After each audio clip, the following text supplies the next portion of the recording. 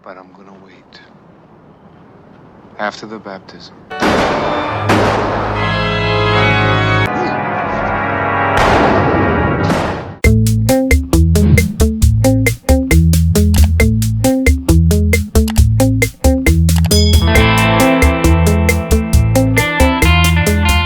Hai bioskopers semuanya, kembali lagi di Bioskop Jadul. Kita akan lanjutkan bagian kedua dari The Godfather.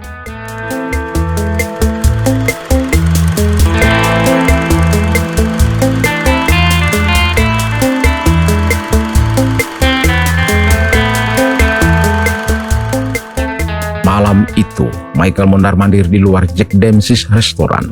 Mobil Zoloso menjemputnya. Michael duduk di kursi penumpang dan Zoloso duduk di kursi belakang, berjanji tidak akan menyakiti Don Corleone selama Michael berjanji untuk mendengarkan mereka. McCluskey dari kursi belakang memeriksa Michael. Dari dalam mobil yang gelap, Michael melihat tanda yang menunjukkan bahwa mereka sedang dalam perjalanan ke Jersey, dan dia menjadi gugup. Namun tiba-tiba, di tengah jembatan George Washington, mobil berbelok kembali ke Manhattan menuju Bronx. Mata Michael kembali rileks. Di dalam restoran Louis, bangunan kecil yang nyaman, Zoloso dan Michael duduk berseberangan. Michael diam. Zoloso mencondongkan tubuh ke dekat Michael dan berbicara dalam bahasa Italia. Michael berusaha menjawab, tapi akhirnya Michael beralih ke bahasa Inggris dan memberitahu Zoloso bahwa dia membutuhkan jaminan. Tidak ada lagi upaya untuk membunuh ayahnya. Zoloso menjawab bahwa yang dia inginkan hanyalah gencatan senjata. Michael tidak menanggapi melainkan meminta izin untuk pergi ke kamar mandi. Sebelum meninggalkan meja, Zoloso kembali memeriksa Michael. Di dalam kamar mandi, Michael mencari pistol di atas toilet. Michael akhirnya menemukan pistol itu. Michael mengambil napas dalam-dalam dan merapikan rambutnya. Dia keluar dari kamar mandi, kembali ke meja dan duduk dengan hati-hati. Zoloso terus berbicara. Suara kereta yang lewat menjadi sangat keras dan mata Michael terlihat membara. Dia berdiri dan menembakkan satu peluru ke kepala Zoloso. Kemudian menembak McCluskey sekali di leher dan di kepala. Mereka berdua jatuh ke meja.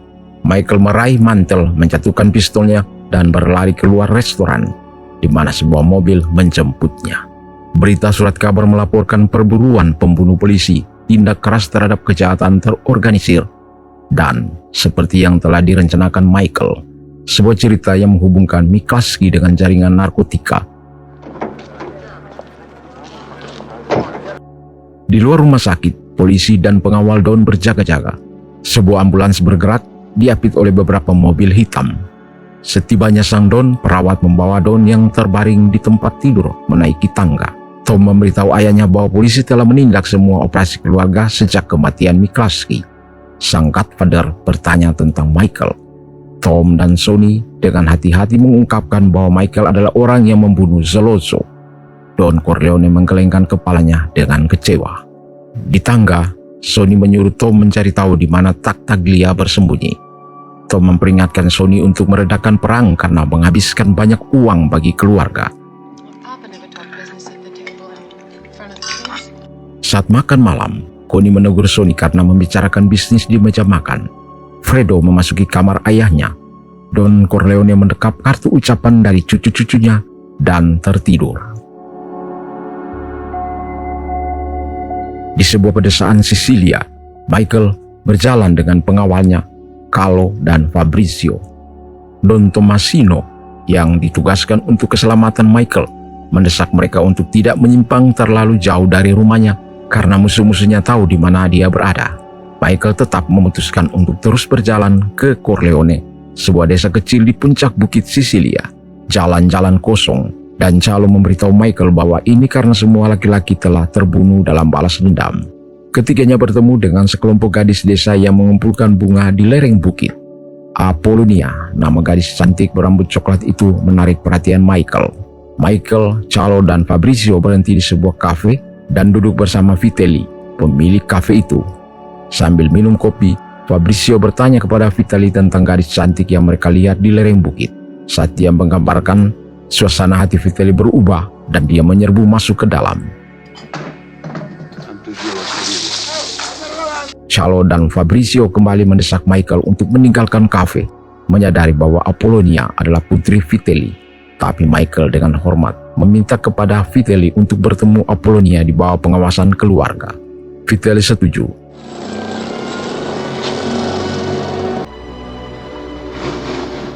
Beberapa hari kemudian, Michael dengan rapi datang ke rumah Vitelli. Vitelli memperkenalkan Michael kepada semua anggota keluarga, dan Michael dengan patuh menjabat tangan mereka kemudian membagikan hadiah. Dia memberi Apollonia hadiah khusus, kalung emas cantik. Kembali ke New York City, Sonny meninggalkan Lucy Mancini teman kencannya dan pergi menjemput Connie adiknya. Namun ketika dia masuk ke apartemen mereka, Sonny melihat wajah adiknya itu babak belur. Sonny menjadi marah, tetapi Connie mencoba menenangkannya, mengatakan bahwa dia yang memulai pertengkaran. Dia coba membuat saudara laki-lakinya yang pemarah itu untuk tidak melakukan apapun, tetapi tidak berhasil. Di ujung jalan, Carlo sedang duduk di beranda gedung terdekat, berbicara dengan teman-temannya. Mobil Sonny berhenti, dan begitu saudara iparnya keluar, Carlo kabur. Sonny menyusulnya dan melemparkannya ke dinding bata. Dia meninju dan menendang Carlo berulang kali, membanting tong sampah di kepalanya. Di sebuah gereja di Sisilia, Michael menikahi Apollonia dalam upacara pernikahan tradisional Sisilia. Setelah upacara berakhir, dilanjutkan dengan prosesi pengantin melalui jalan-jalan di Corleone. Mereka berkumpul di alun-alun, tempat Michael dan Apollonia menari untuk pertama kalinya sebagai suami istri. Di depan Corleone Mall, Kay Adams, pacar Michael sebelumnya, datang. Tom Hagen keluar dari rumah utama menyambutnya. Kay ingin tahu di mana Michael. Dia belum bisa menghubungi. Tom mengatakan bahwa tidak ada yang tahu di mana Michael berada dan dia belum mengirim apapun kepadanya. Halo? Sementara itu, di apartemen, Connie yang sedang hamil besar menjawab panggilan telepon.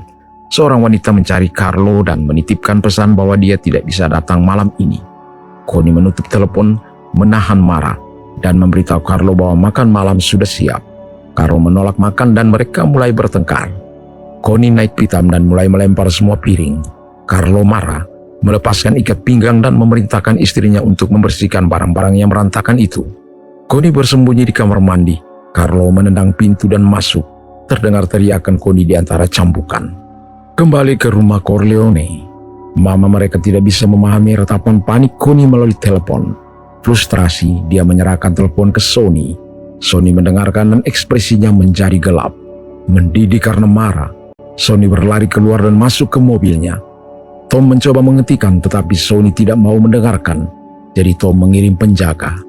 Setelah berhenti di pintu tol, Sonny terjebak di belakang mobil lain.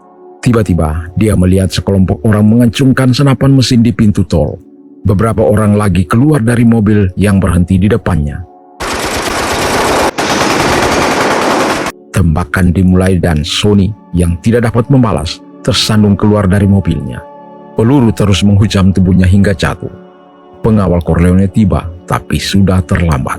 Sonny Corleone sudah mati dan pembunuhnya telah melarikan diri.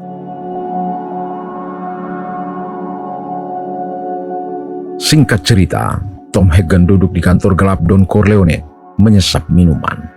Don Corleone masuk dan duduk. Sang Don meminta Tom mengatakan apa yang telah diketahuinya. Dengan suara tertahan, Tom memberitahu berita kematian Sonny. Don Corleone memalingkan wajahnya ke dalam bayang-bayang dan mulai menangis. Hancur. Dia meminta Tom mengatur pertemuan dengan kepala 5 keluarga. Perang ini harus berakhir. Don Corleone menenangkan Tom dengan pelukan dan memintanya untuk menelpon Bonasera. Saatnya untuk meminta bantuan. Selanjutnya mereka membawa jenazah Sonny ke rumah duka Amerigo Bonasera. Don Corleone meminta Bonasera membantunya sebagai teman. Don menarik selimut penutup mayat Sonny yang penuh dengan lubang peluru dan meminta Bonasera melakukan apa saja untuk memperbaiki semua itu sebelum pemakaman agar tidak terlihat mamanya. Wajah sang Don jatuh dan matanya berkaca-kaca saat dia berkata, Lihat bagaimana mereka membantai anakku.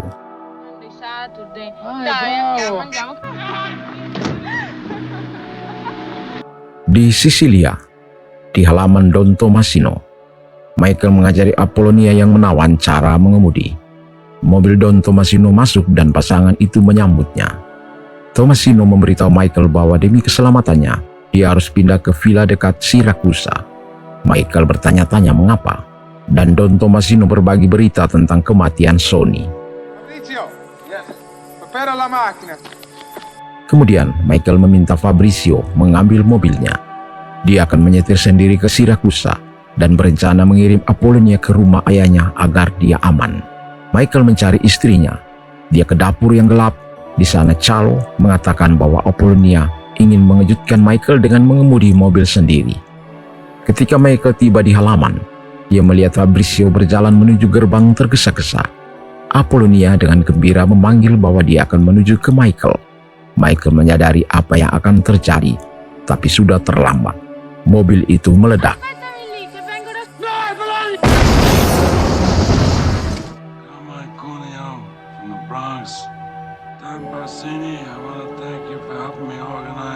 Pertemuan 5 kepala keluarga berlangsung di sebuah gedung di Wall Street, New York. Don Corleone berterima kasih kepada semua kepala 5 keluarga. Wajahnya penuh penyesalan saat dia bertanya-tanya, bagaimana perang ini menjadi begitu di luar kendali. Corleone meminta Tartaglia untuk melakukan gencatan senjata dan membiarkan keadaan kembali seperti semula.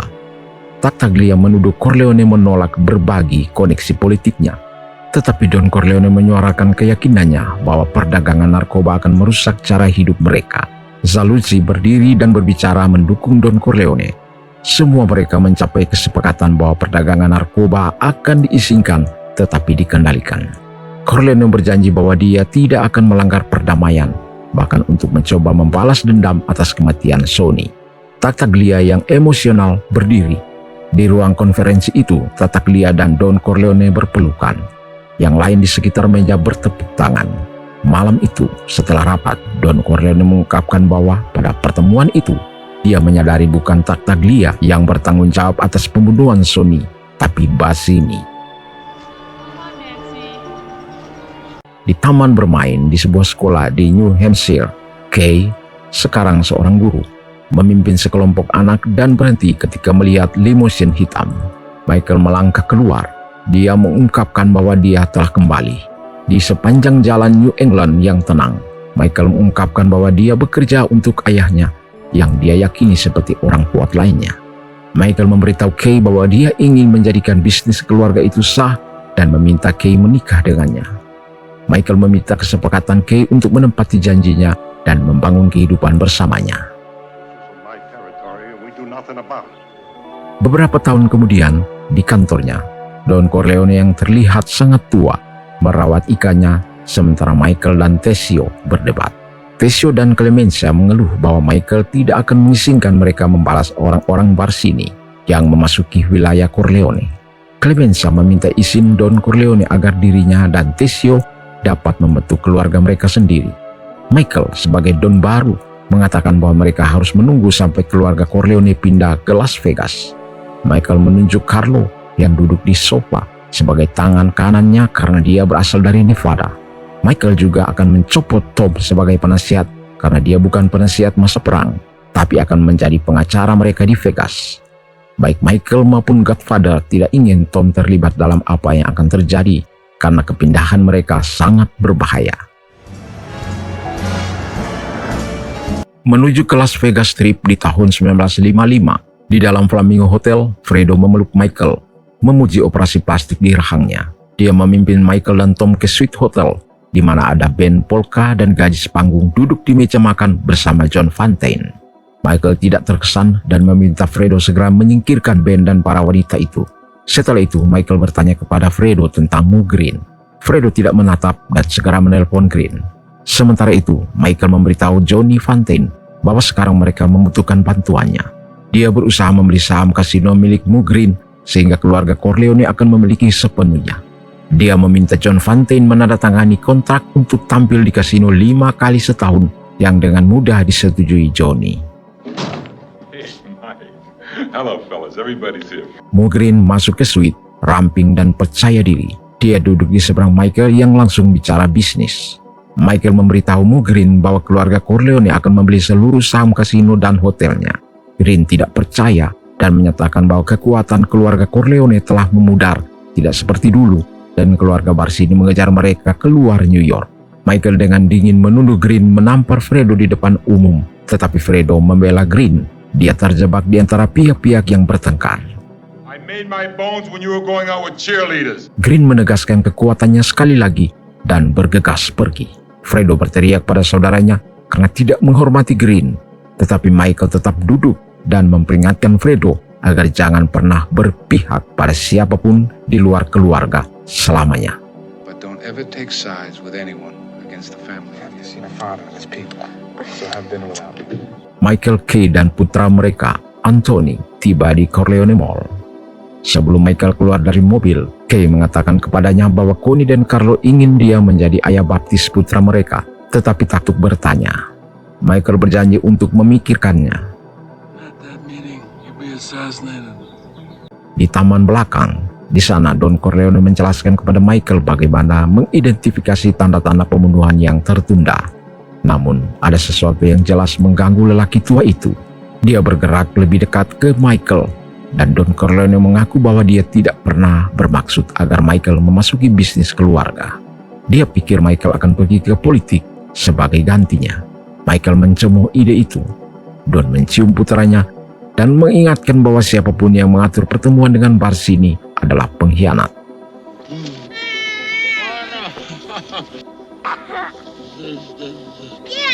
Di antara tanaman tomat, Anthony kecil yang energik bermain petak umpet dengan kakeknya. Tiba-tiba Don Corleone mulai terbatuk-batuk dan meraih batang-batang tomat, berusaha mendapatkan kembali keseimbangannya. Don terhuyung-huyung dan jatuh ke tanah, tetapi Anthony masih berpikir mereka sedang bermain. Beberapa saat kemudian Anthony lari meninggalkan tubuh Don terbaring di taman, tidak bergerak. Singkat cerita, terdengar lonceng gereja yang menandakan prosesi pemakaman tiba di pemakaman Katolik Queen Village. Para pelayat berbaris memberi penghormatan terakhir kepada Vito Corleone, termasuk para don dari semua keluarga New York. Tessio mencondongkan tubuh ke wajah Michael yang kaku, meminta untuk berbicara. Secara pribadi, Tessio memberitahu Michael bahwa Barsini ingin mengatur pertemuan. Michael setuju dan duduk kembali di sebelah Tom, yang mengatakan bahwa dia selalu menganggap Clemenza, bukan Tessio, yang akan menjadi pengkhianat.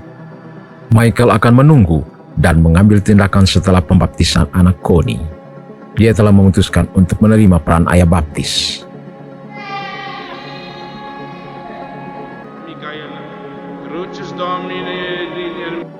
Di dalam gereja, tempat Michael Rizzo yang baru lahir dibaptis, Kay menggendong bayi itu dan Michael berdiri di sampingnya saat imam berbicara dalam bahasa Latin. Di luar, rencana pertama Michael sebagai don baru dari keluarga Corleone sedang dilakukan. Neri, Clemenza, Lampone, dan Willy Cici menjalankan perintah sang don, sementara pembaptisan berlangsung. Clemenza menembak jatuh Victor Strachey di apartemennya. Mugrin ditembak tepat di matanya saat berada di meja pijat. Cici menembak Cuneo setelah menjebaknya di pintu putar. Lampone dan pria bersenjata lainnya membantai Tartaglia dan nyonyanya di tempat tidur. Neri menembak jatuh Barsini di tangga gedung Mahkamah Agung New York County. Sementara itu, Michael ada di gereja sebagai ayah baptis dengan jawaban menolak setan. Do you renounce Satan? I do renounce him. Setelah pembaptisan, Lampone datang dan membisikkan sesuatu di telinga Michael. Michael menoleh ke Carlo dan melarangnya pergi ke Vegas bersama keluarganya karena mereka memiliki beberapa urusan yang harus diurus di New York. Sementara itu, Tom bersama Tessio mendapat sinyal bahwa Barsini siap bertemu dengan Michael di Brooklyn. Di luar, Cici memberitahu Tom dan Tessio bahwa Michael akan datang belakangan dengan mobilnya, dan Tom mengatakan bahwa dia juga tak bisa ikut. Beberapa pria lain mendekati mereka dan tiba-tiba Tessio tahu apa yang akan terjadi. Dia meminta Tom menyelamatkannya demi masa lalu, tapi Tom menolak. Jadi Tessio menerima nasibnya dan dengan patuh masuk ke mobil, kemudian terdengar tembakan.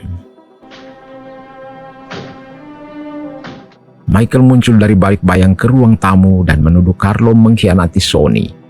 Carlo mulai panik. Kemudian Michael duduk di sebelahnya dan menyampaikan semua yang telah dibunuhnya hari itu dalam usahanya menyelamatkan semua bisnis keluarga. Carlo menangis tapi Michael menghiburnya, mengatakan bahwa dia tidak ingin saudara perempuannya menjadi janda. Sebagai hukuman, Carlo keluar dari bisnis keluarga dan harus pindah ke Vegas secara permanen. Carlo lega akhirnya mengakui bahwa dia menjual Sonny kepada Bassini. Michael berdiri dan menyuruh Carlo keluar dari rumah di mana ada mobil menunggu membawanya ke bandara. Carlo masuk ke dalam mobil. Dia menyadari Clemenza duduk di belakangnya. Sementara Michael, Neri, dan Tom melihat Clemenza mencekik Carlo. Dia berjuang tapi tidak bisa melepaskan dirinya. Carlo mati. Di jalan masuk perkebunan Corleone, sebuah mobil hitam berhenti dan Connie yang histeris melompat keluar. Meskipun ibunya berusaha menahannya, dia berlari ke dalam rumah. Kay dikejutkan oleh keadaan Connie dan mengikutinya ke kantor Michael di mana dia menuduh kakaknya membunuh Carlo suaminya. Connie tahu bahwa Michael menyalahkan Carlo atas kematian Sonny, tetapi bagaimana dia bisa begitu egois? Michael tidak bergeming. Dia mencoba memeluk Connie tetapi Connie terus berteriak. Jadi Michael meminta Neri untuk membawanya ke atas. Kay dan Michael tinggal sendirian di kantor. Kay menatap suaminya dan bertanya apakah tuduhan Connie itu benar. Michael memerintahkannya untuk tidak bertanya tentang bisnisnya dan memukul tangannya ke meja dengan keras. Menatap mata Kay dan berbohong mengatakan bahwa klaim Connie salah. Kay memeluknya lega. Dia meninggalkan kantor untuk minum. Dari perspektif Kay, terlihat Michael berdiri di depan mejanya. Clemenza, Neri, Rocco, dan beberapa yang lain datang menyapa Michael dengan hormat, mencium tangannya, dan memanggilnya Don Corleone. Neri menutup pintu kantor dan film berakhir di wajah Kay saat dia akhirnya menyadari seperti apa sebenarnya suaminya.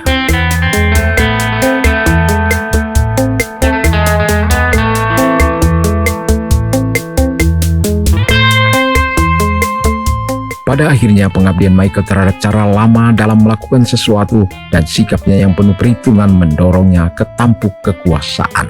Sementara temperamen Sonny yang berapi-api dan egonya yang sombong akhirnya merenggut nyawanya. Di akhir hayat Godfather tua, Don Vito Corleone terlihat jelas mempunyai kode moral tertentu bahwa ia telah mampu mempertahankan kemanusiaannya meskipun pekerjaannya bersifat kekerasan. Dia mampu memisahkan dirinya dari dunia kejahatan terorganisir dengan tanggung jawab mengasihi keluarganya. Godfather muda, Michael Corleone, menjadi semakin kejam saat dia naik ke tampuk kekuasaan. Dan dia memilih bisnis daripada hubungannya yang paling berharga dengan keluarganya.